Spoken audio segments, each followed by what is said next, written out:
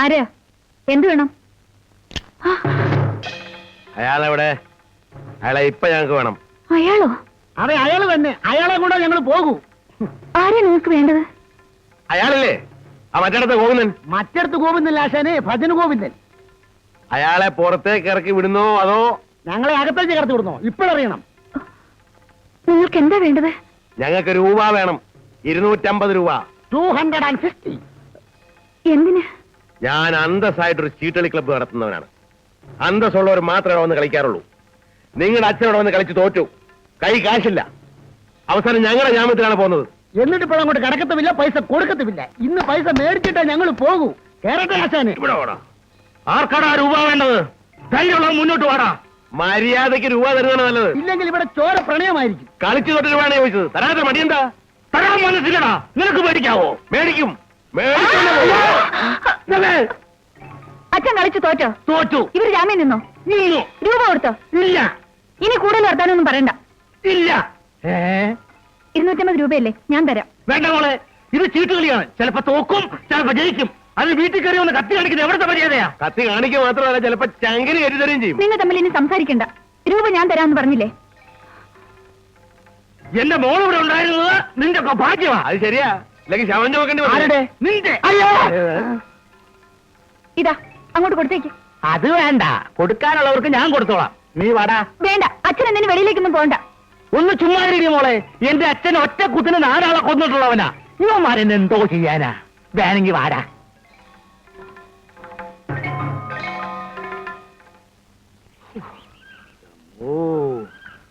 രക്ഷപ്പെട്ടു. എന്റെ ഓഹരി ഇങ്ങോട്ട് തന്നൊക്കെ ഞാൻ പോയിക്കോളാം. ഒരു 10 രൂപ കൊടുത്തേ. 10 രൂപയോ? അന്നേരം ഒച്ചയും പോലെ ഉണ്ടെങ്കിൽ തരണല്ലോ 100 രൂപ. 15 കൂടെ. എനിക്കൊരു 150. അപ്പൊ എനിക്കോ? എന്റെ മോളുടെ പെട്ടിയിലിരുന്ന രൂപയല്ലേ? പക്ഷെ അത് പുറത്തിറക്കിയ ഞങ്ങളല്ലേ? അല്ലേ? ആ, ഒരു കാര്യം ചെയ്യാം. കണക്കെല്ലാം നമുക്ക് ക്ലബ്ബിൽ പോയിരുന്നു പറയാം. കൈയ്യെടു. ചുമ്മാ വാ ശനെ പറയാം. അച്ഛനെ ദേ വരുന്നു. അയ്യോ, നമ്മുടെ മത്തങ്ങ മാധവിയല്ലേ? തെമ്മാടിത്തരം പറയുന്നു. എന്താ അത് മത്തങ്ങ മാധവി അല്ലേ? അയ്യോ, പിന്നെ അത് തന്നെ പറയാതെ. ആശാന്റെ സ്വന്തം സഹോദരിയാ മത്തങ്ങ. അയ്യോ, മത്തങ്ങ നിങ്ങളുടെ സഹോദരിയാണെന്ന് എനിക്കറിയാൻ പാടില്ലായിരുന്നു. എന്റെ പേര് സത്യം.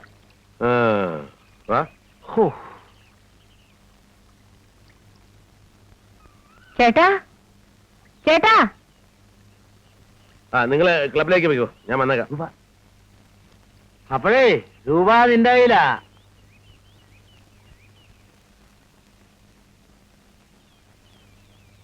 മാധവനെ വിളിച്ചായിരുന്നു. തലയും കുനിച്ച് പോയാ പിന്നെ വിളിക്കാതിരിക്കാൻ നിൽക്കുവോ? ചേട്ടൻ എന്താ ഇപ്പൊ വീട്ടിലോട്ട് വരാത്തത്? ക്ലബിൽ നിന്ന് പോയ സമയം കിട്ടണ്ടടി. അവിടെ ഭയങ്കര തിരക്കല്ലേ. ഓ, ചേട്ടന്റെ ഒരു തിരക്ക്. ഈ കയ്യിൽ എന്തോന്ന്? അയ്യോ മാധവ, ഇത് വേറൊരാളുടെ രൂപ. ആരുടെ രൂപ എന്താ ചേട്ടാ? ഞാനല്ലേ എടുക്കുന്നത്. എന്ന് പറഞ്ഞാൽ വേറെ ആവശ്യമുണ്ടെന്ന്. പെണ്ണിന് ഫീസ് കൊടുക്കാനാ ചേട്ടാ.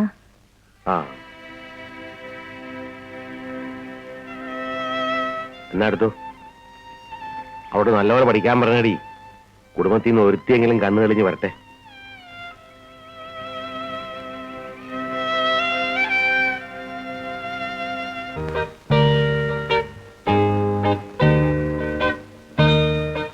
പിന്നെ ഒരു കാര്യം, സർക്കിട്ട് പരിപാടിയൊക്കെ ഇന്നത്തെ കൊണ്ട് നിർത്തിയേക്കണം. നാളെ മുതൽ എന്നെ കിട്ടില്ല. ഇത് ഇന്നലെയും പറഞ്ഞല്ലേ? നമ്മളിങ്ങനെ ദിവസവും ക്ലാസ് കട്ട് ചെയ്യുന്നത് ശരിയല്ല. അവസാനം ഇത് കേട്ടാ എന്റെ നിർബന്ധം കൊണ്ടാണെന്ന് തോന്നുമല്ലോ. വേണ്ട, ഞാൻ തിരിച്ചു പോയിക്കൊള്ളാം. നാളെ മുതൽ എന്നെ വിളിക്കുകയും ചെയ്യരുത്. അങ്ങനെ അങ്ങോട്ട് പിണങ്ങിയാലോ? ഞാനൊരു പാവമല്ലേ ലേഖേ? അതെ അതെ, ഇവിടെയൊക്കെ ആളുകൾ കാണുമെന്നുള്ള പേടി കൊണ്ടല്ലേ. ഇല്ലെങ്കിൽ ഈ പാവത്തിന് എനിക്കറിയാൻ പാടില്ലേ? എന്റെ ഡാഡിക്ക് ഭയങ്കര വാശി, എന്നെ കളക്ടർ ആക്കണമെന്ന്. അതിന് ഞാനെന്ത് വേണം? ക്ലാസ് കട്ട് ചെയ്ത കളക്ടർ ആവൂ? ഞാനും അത് തന്നെയാ ചോദിക്കുന്നത്. എന്റെ മമ്മിക്കും വാശിയുണ്ട്. എന്നെ ഡോക്ടർ ആക്കണമെന്നാ മമ്മിയുടെ വാശി. അപ്പൊ കുഴയുമല്ലോ മോളെ. കളക്ടറും ഡോക്ടറും തമ്മിൽ ചേരൂ. ആ ചെന്ന് തിരക്ക്. ഞാൻ ദേ ക്ലാസ്സിൽ പോന്നു. പിന്നെ കുറെ പോകും.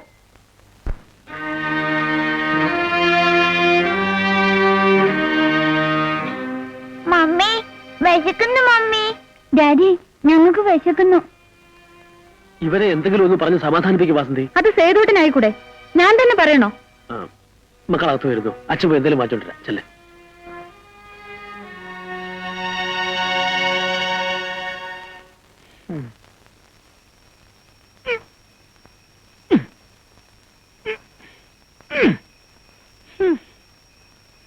പിടിച്ചവനെ, ഒന്ന് പിടിച്ച് മുറുകെ പിടിച്ചോ.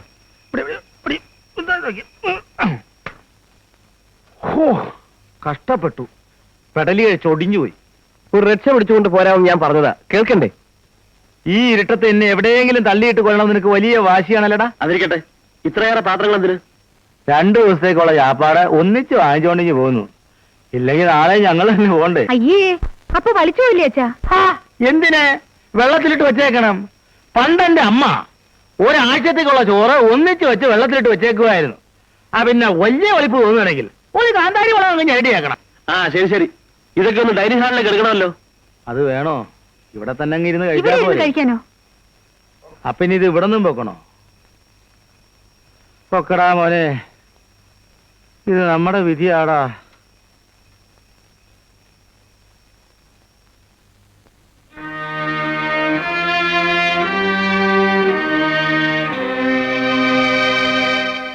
എല്ലാരും കൂടെ എന്താ ഇങ്ങനെ നോക്കിയിരിക്കുന്നത്? എടുത്ത് കഴിച്ചൂടെ? കൈയിട്ട് വാരി തിന്നാനൊക്കുവോ? ഒന്ന് വിളമ്പിത്താ ചേച്ചി. ഇതൊക്കെ ഒന്ന് കോരി ഇലയിലിടുന്ന എങ്ങനെയാ? തവിയും സ്പൂണൊക്കെ അടുക്കളയിൽ ഇരിപ്പുണ്ട് മമ്മി, ഞാൻ എടുത്തോണ്ട് വരാം. ഞാനും വരാം.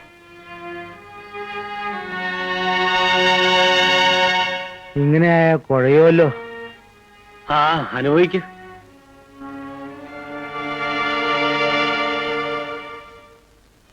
അപ്പോഴേ എന്നും ഇങ്ങനെ ഹോട്ടലിൽ നിന്ന് വരുത്തി കഴിക്കാമെന്നാണോ വിചാരം?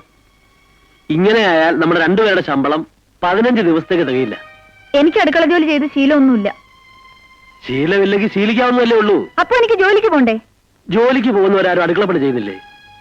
അവരവർക്ക് ആവശ്യമുള്ളത് പാചകം ചെയ്തിട്ട് ജോലിക്ക് പോകും. അങ്ങനെയൊക്കെയാണ് പതിവ്. വീട്ടു ജോലിക്ക് ആളെ കിട്ടുന്നില്ലെന്ന് വിചാരിച്ച് പട്ടിണി കിടക്കാൻ പറ്റുമോ? ഇതൊരു നാശമായിപ്പോയി. അങ്ങനെയൊന്നും പറയരുത് വാസന്തി. എത്ര പഠിച്ചവരായാലും വലിയവരായാലും സ്ത്രീയാണോ പാചകം കൂടി അറിഞ്ഞിരിക്കണം. ഇല്ലെങ്കിൽ ഇതുപോലുള്ള ചില സന്ദർഭങ്ങളിൽ ശ്വാസം മുട്ടിപ്പോകും.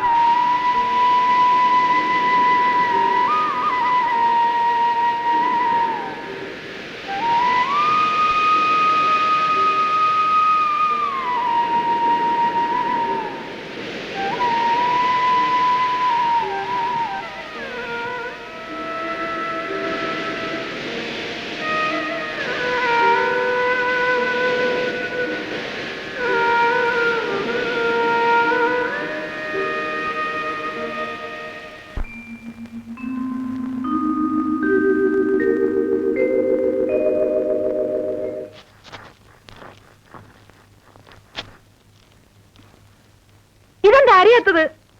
അമ്മ അമക്കി അരക്ക്, അല്ലാതെ അങ്ങനെ അറിയുന്നത്. എനിക്ക് വയ്യ, എന്റെ കൈയെല്ലാം ഊത്തലെടുക്കുന്നു.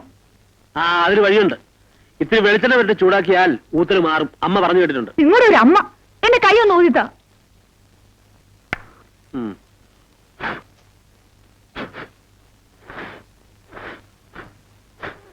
എന്താണ് കാഴ്ച കണ്ടോണ്ടിരിക്കുന്നത്? പോടെ അപ്പുറത്ത്. ഊതിയതൊക്കെ മതി, ഇങ്ങോട്ട് അരയ്ക്ക്.